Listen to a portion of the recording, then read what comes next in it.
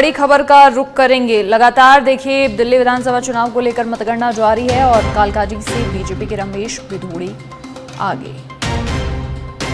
तो मतगणना केंद्रों पर सुरक्षा के पुख्ता इंतजाम भी हैं और फिलहाल ये बड़ी जानकारी कालकाजी से बीजेपी के रमेश बिधूड़ी आगे चल रहे हैं। दिल्ली विधानसभा चुनाव को लेकर बड़ी जानकारी आपके साथ साझा कर रहे हैं। आपको बता दें कि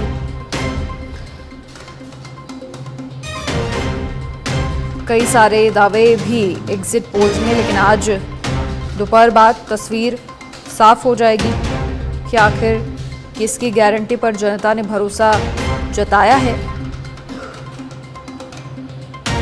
और देखिए अब चुनाव में बैलेट वोट्स की गिनती पूरी हो चुकी है। ईवीएम की काउंटिंग अब जारी है और रुझानों में बीजेपी 30 और आम आदमी पार्टी 25 सीटों पर आगे चल रही है। कांग्रेस को 1 सीट पर बढ़त है। नई दिल्ली सीट से अरविंद केजरीवाल, कालकाजी सीट से आतिशी और जंगपुरा से मनीष सिसोदिया पीछे चल रहे हैं।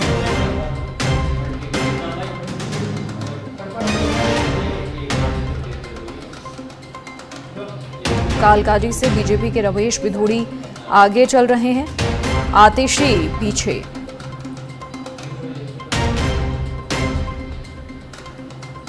बिजवासी से बीजेपी के कैलाश गहलोत आगे चल रहे हैं। जंगपुरा सीट से मनीष सिसोदिया पीछे चल रहे हैं। और देखिए इस बीच दिल्ली बीजेपी अध्यक्ष वीरेंद्र सचदेवा का भी बयान सामने आया। उन्होंने कहा कि दिल्ली की जनता ने विकास का रास्ता चुना है और नतीजे हमारे पक्ष में हैं। और अब ईवीएम से काउंटिंग शुरू हो चुकी है।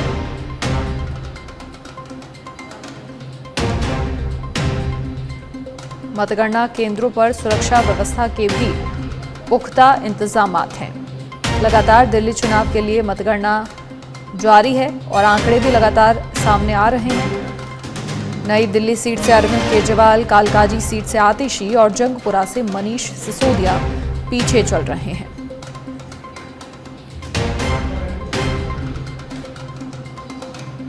बिजवासन से बीजेपी के कैलाश गहलोत आगे चल रहे हैं।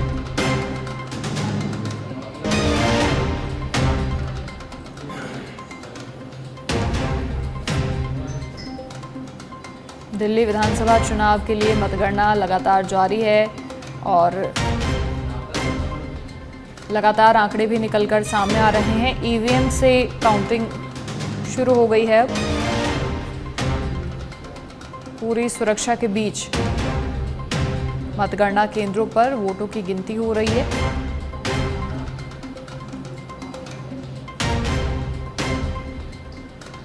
तो 5 फरवरी को मतदान हुआ था दिल्ली में और आज नतीजों का दिन है। और इस बीच देखिए तमाम नेताओं के बयान भी सामने आ रहे हैं। आरके पुरम से भाजपा के कैंडिडेट अनिल शर्मा का भी बयान सामने आया है, जिन्होंने कहा हम अपनी सीट पर जीत रहे हैं। दिल्ली में 100% बीजेपी सरकार बनेगी। अगले 3-4 घंटे में स्थिति साफ हो जाएगी। इसके अलावा दिल्ली बीजेपी के अध्यक्ष वीरेंद्र सचदेवा का भी कहना है कि दिल्ली की जनता ने विकास का रास्ता चुना है और नतीजे हमारे पक्ष में हैं। लेकिन थोड़ा और इंतजार करना होगा और उसी के बाद तस्वीर सामने होगी।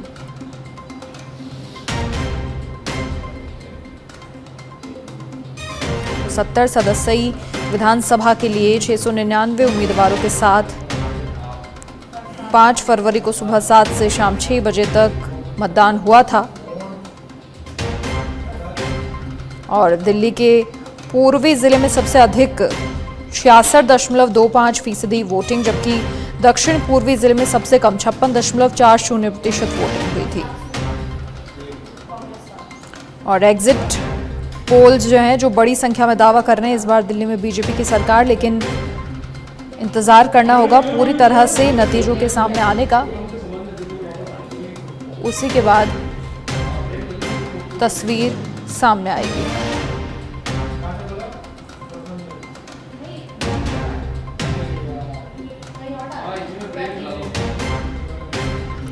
तो रुझान सामने आ रहे हैं जिनमें बीजेपी आगे चल रही है।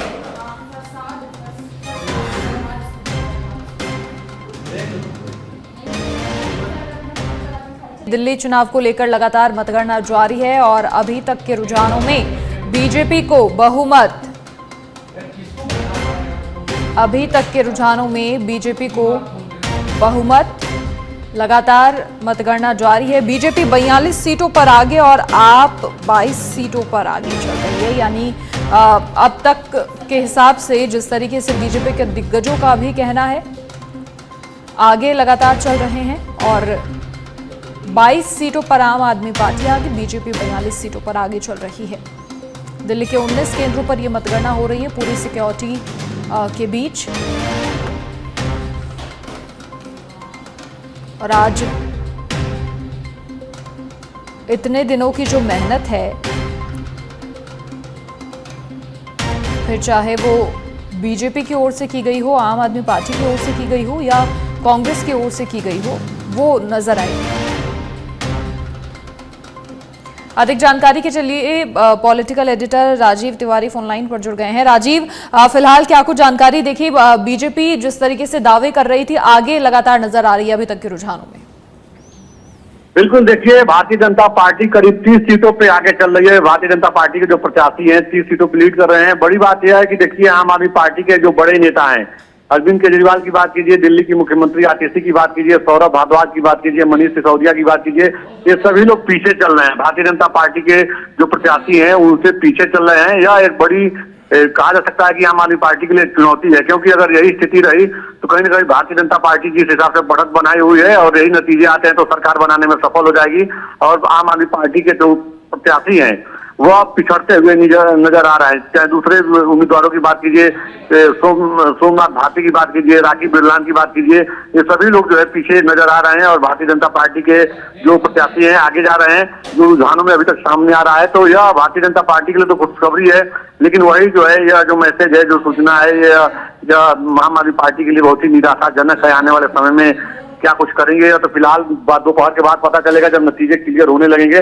लेकिन अभी ये रुझान है, रुझानों में क्योंकि जो मतगणना जब होती है तो कभी बढ़त होती है, कभी नीचे आते हैं, क्योंकि सेक्टर वाइज जो है वो मशीन खोले जाते हैं। जो ईवीएम मशीन है सेक्टर वाइज इसकी गणना होती है, तो जैसे जैसे सेक्टरों में किसी कितनी मजबूत पकड़ है वो सामने नतीजे आ रहे हैं। लेकिन सब कुछ के बाद यही देखा जाता है कि जो रुझानों में जो शुरू में जो लीड कर जाता है वही लास्ट तक जो है, आखिरी तक जो है लीड करता है। तो अभी भारतीय जनता पार्टी के लिए खुशखबरी है। जी बिल्कुल ठीक कह रहे हैं राजीव आप। इसके अलावा देखिए, आम आदमी पार्टी एक आंदोलन से निकली हुई पार्टी है और अगर कहीं ना कहीं यहाँ डैमेज होता है तो ये पूरी तरह बिखर जाएगी, क्योंकि देखिए जो लोग आम आदमी पार्टी से जुड़े हैं वो भी कोई बहुत ज्यादा पेशेवर राजनीतिज्ञ नहीं है। जो भी जुड़े हैं आइडियोलॉजी से प्रभावित होकर कहीं ना कहीं जुड़े हैं। बिल्कुल, देखिए सबसे बड़ी बात यह है कि अगर बात किया जाए तो आम आदमी पार्टी, बिल्कुल आपने सही कहा कि आंदोलन से निकली हुई पार्टी है, लेकिन जितनी भी पार्टियां हैं किसी न किसी आंदोलन से निकली हुई हैं। तो ऐसे में आम आदमी पार्टी बिखर जाएगी यह कहना अभी उचित नहीं होगा, क्योंकि किसी भी राजनीतिक दल के लिए भविष्यवाणी नहीं किया जा सकता है कि हारने के बाद उसकी क्या स्थिति होगी। तो इंतजार करना होगा कि फ्यूचर में आम आदमी पार्टी क्या कुछ करेगी। लेकिन अभी नहीं कहा जा सकता कि आम आदमी पार्टी के प्रत्याशी हार चुके हैं और आम आदमी पार्टी सरकार नहीं बनाएगी। अभी तो ये रुझानों में सामने आ रहे हैं, तो इंतजार करना होगा दोपहर तक, जब तक जीत नहीं हो जाती है बीजेपी की या आम आदमी पार्टी की या कांग्रेस पार्टी की, तब तक किसी राजनीतिक दल के बारे में उचित उस तरह का बयान लगाना या कयास लगाना उचित नहीं होगा। जी बिल्कुल ठीक कह रहे हैं राजीव आप। और देखिए जिस तरीके से चुनाव प्रचार का दौर भी हमने देखा था, जो बड़े बड़े वादे किए गए, आम आदमी पार्टी हो फिर चाहे बीजेपी हो और कांग्रेस के कई सारे वादे इस बार देखने को आए, कहीं ना कहीं एक कंपटीशन के तौर पर। लेकिन अभी फिलहाल लगातार कांग्रेस पीछे चल रही है। बिल्कुल, देखिए कांग्रेस के कोई कहा जा सकता है कि जो कोई बड़ा नेता भी इस समय चुनाव प्रचार के दौरान सामने नहीं आया, क्योंकि राहुल गांधी की 1-2 जनसभाएं देखने को मिली, प्रियंका गांधी की 1-2 जनसभाएं देखने को मिली, लेकिन जिस तरह से रणनीतिक रूप से दूसरे राज्यों में कांग्रेस पार्टी लड़ती है उस तरह से यहाँ पे मजबूती से वो सामने नहीं दिखाई दिए। हालांकि कांग्रेस पार्टी के जो नेता थे जो आरोप प्रत्यारोप का जो बयान दे रहे थे वो आम आदमी पार्टी के ऊपर ही अरविंद केजरीवाल पे निशाना साध रहे थे। या अभी भी जो नई दिल्ली सीट से जो उम्मीदवार है कांग्रेस पार्टी के संदीप दीक्षित, उनका सीधे तौर पे आरोप अरविंद केजरीवाल पर और उनकी पार्टी पे ही है। भ्रष्टाचार का जो घोटाला, दिल्ली में जो शराब घोटाला हुआ है उसको लेकर लगातार चुनावी मुद्दा बनाते रहे हैं। फिलहाल इतना जरूर है कि देखिए आमने सामने अगर देखा जाए तो भारतीय जनता पार्टी और आम आदमी पार्टी है। अब इसमें जीत किसकी होती है इसका इंतजार करना होगा। फिलहाल इतना जरूर है कि सुबह के समय सभी जो नेता अपने घरों से निकले वो यही बयान दे रहे थे कि उनकी जीत होगी और उनकी पार्टी की सरकार बनेगी। सभी लोग आज अपने अपने घरों में और मंदिरों में देवी देवता की पूजा किए हैं जो उनके आराध्य देव हैं। फिलहाल किसको शुभ मैसेज मिलेगा शाम तक इंतजार करना होगा, लेकिन रुझानों में अगर देखा जाए तो भारतीय जनता पार्टी के जो उम्मीदवार हैं वो बढ़त की तरफ हैं। चाहे वो नई दिल्ली सीट पर प्रवेश वर्मा की बात कीजिए या कालका जी सीट पे जो आतिशी दिल्ली की मुख्यमंत्री हैं उनके सामने बीजेपी के जो प्रत्याशी रमेश बिधूड़ी हैं उनकी बात कीजिए, रमेश बिधूड़ी भी बढ़त की तरफ हैं। तो ये जो लगातार जो कहा जा सकता है कि आम आदमी पार्टी के जो रणनीतिकार हैं, जो पार्टी के जो वरिष्ठ नेता हैं वही पिछड़ते हुए नजर आ रहे हैं। यह आम आदमी पार्टी के लिए शुभ मैसेज नहीं है, आम आदमी पार्टी के लिए बड़ी चुनौती है। जी और देखिए ईवीएम से जो काउंटिंग है वो भी अब शुरू हो चुकी है, तो क्या माना जाए कि 12 बजे तक जो है वो तस्वीर साफ हो जाएगी दिल्ली में किसकी सरकार बनेगी? बिल्कुल, देखिए दिल्ली में 70 विधानसभा सीट हैं और जिस हिसाब से ईवीएम से मतगणना प्रक्रिया शुरू हो गई है तो उम्मीद यही है कि 12 से 1 बजे तक ये पिक्चर साफ हो जाएगा कि दिल्ली में किसकी सरकार बनेगी, क्योंकि वो आखिरी दौर होगा और कुछ लोग तो उस समय तक जीत भी चुके होंगे, जो भी हो चाहे जिस भी पार्टी के हों, क्योंकि 12-1 बजे का समय बहुत महत्वपूर्ण है। अक्सर यही देखा गया है दिल्ली को लेकर जब मतगणना हुआ तो 2 बजे तक पिक्चर साफ हो जाता है कि 70 में से कितनी सीटों पर किसकी जीत हुई है और उसके बाद ही ये अनुमान लग जाता है कि किसकी सरकार बनने जा रही है। और चुनाव आयोग की जो प्रेस वार्ता होती है शाम को होती है और शाम तक सारे परिणाम सामने आते हैं, लेकिन दोपहर के बाद ही जो है ये बातें साफ हो जाती हैं कि किसकी सरकार बनने जा रही है। जी बिल्कुल। और देखिए लोकसभा चुनाव की बात करें तो विधानसभा चुनाव में जो है समीकरण भी कहीं ना कहीं बदले। जिस तरीके से हम लगातार पहले भी चर्चा करते रहे हैं कि स्विंग वोटर्स जो हैं किंग मेकर साबित होते हैं। वोटिंग ट्रेंड में बदलाव है, लेकिन इस बार फिर भी वोट प्रतिशत कम ही रहा है। बिल्कुल, वोट प्रतिशत कम रहा है, लेकिन उतना कम नहीं रहा है जिससे ये अंदाजा लगाया जा सके कि किसकी जीत हो रही है और किसकी हार हुई है। बहुत ज्यादा नहीं प्रतिशत कमी आई है, लेकिन इतना जरूर है कि देखिए लोकसभा चुनाव और विधानसभा चुनाव दोनों के जो चुनाव होते हैं वो अलग होते हैं, क्योंकि इसमें विधानसभा चुनाव में जो विधानसभा के जो नेता होते हैं बहुत मजबूत पकड़ होती है और दिल्ली में वो अपने हिसाब से जनता को अपने से जोड़ते हैं कि उनकी सरकार अगर प्रदेश में बनती है तो क्या बनती है, क्या करेंगे वो। लेकिन लोकसभा चुनाव में देखिए सबसे बड़ी बात है कि प्रधानमंत्री नरेंद्र मोदी का जो चेहरा है वह भारतीय जनता पार्टी के लिए जादुई चेहरा है। तो वह भारतीय जनता पार्टी जहां भी चुनाव होता है तो लोकसभा चुनाव में भारतीय जनता पार्टी ये मानती है कि हमारी जीत सुनिश्चित हो जाएगी। और यही वजह है कि राज्यों में भी जब चुनाव होता है तो भारतीय जनता पार्टी जो है किसी अपने उम्मीदवार को ऐसा नहीं बताती है कि आने वाले समय में मुख्यमंत्री बनेंगे, बल्कि प्रधानमंत्री नरेंद्र मोदी के चेहरे पे लोग चुनाव लड़ते हैं और विकास पुरुष के नाम पर प्रधानमंत्री को ही आगे रखते हैं।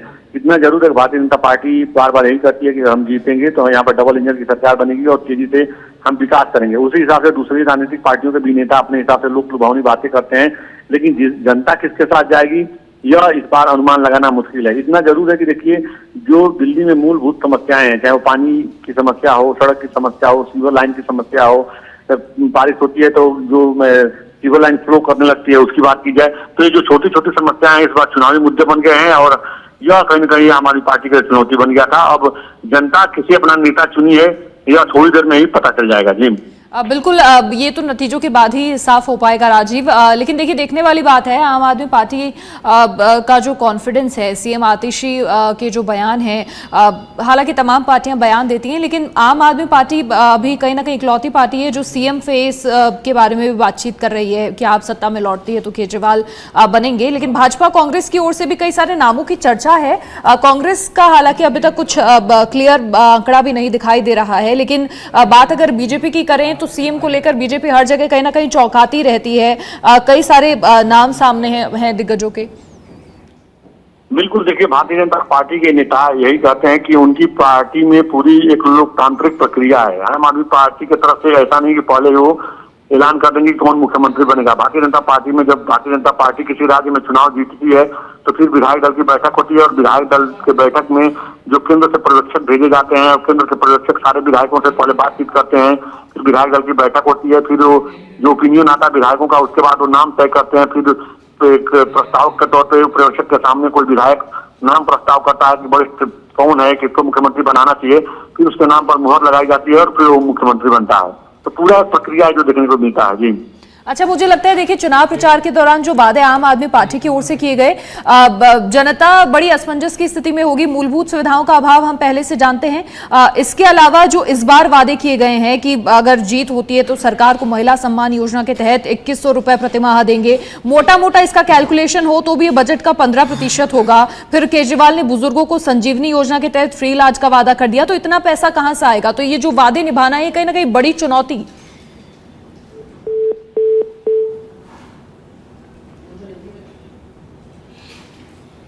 तो जानकारी आपके साथ साझा करेंगे, लेकिन फिलहाल आपको बता दें कि लगातार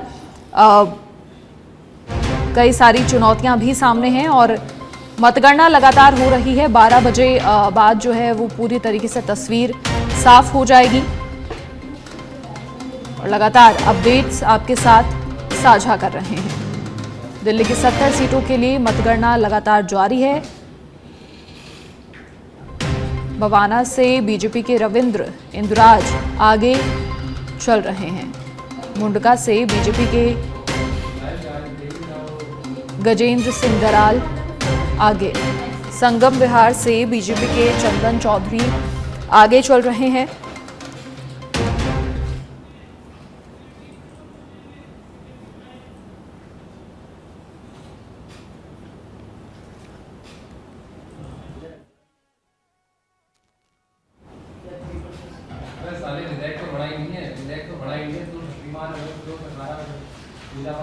तो नतीजों का इंतजार है, लेकिन देखिए प्रवेश वर्मा फिलहाल मंदिर में पूजा पाठ करते हुए।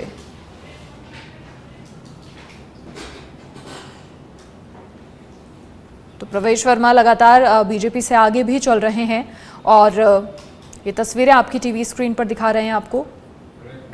मतगणना के बीच ये पूजा अर्चना करते हुए प्रवेश वर्मा। दिल्ली विधानसभा चुनाव के लिए लगातार मतगणना जारी है और इस बीच तमाम दिग्गजों के बयान सामने आ रहे हैं, वहीं पूजा पाठ की तस्वीरें भी सामने आ रही हैं।